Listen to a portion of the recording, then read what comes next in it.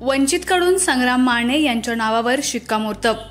गेल्या अनेक दिवसापासून सांगली जिल्ह्यातील चर्चेत असणाऱ्या खानापूर आटपाडी मतदारसंघातही आता एक मोठी राजकीय घडामोड घडू लागली असून वंचित बहुजन आघाडीचाही उमेदवार या मतदारसंघातून उभा राहणार असल्याचं खात्रीलायक वृत्त आहे।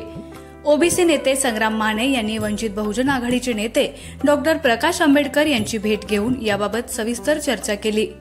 प्रकाश आंबेडकर यांनी संग्राम माने यांना तयारीला लागा अशा सूचना दिल्या असून खानापूर मतदारसंघात आता वंचितच्या एंट्रीनं महायुती व महाविकास आघाडीची ही डोकेदुखी वाढणार आहे।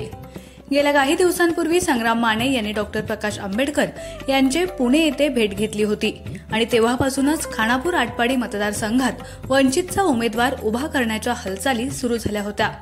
आज देखील डॉक्टर प्रकाश आंबेडकर व ओबीसी नेते संग्राम माने यांच्यामध्ये आगामी विधानसभा निवडणुकीसंदर्भात सविस्तर चर्चा झाली आहे। खानापूर मतदारसंघातून वंचितकडून संग्राम माने यांना निवडणूक लढवण्याबाबत तयारीला लागण्याच्या सूचना आंबेडकरांनी दिल्या आहेत।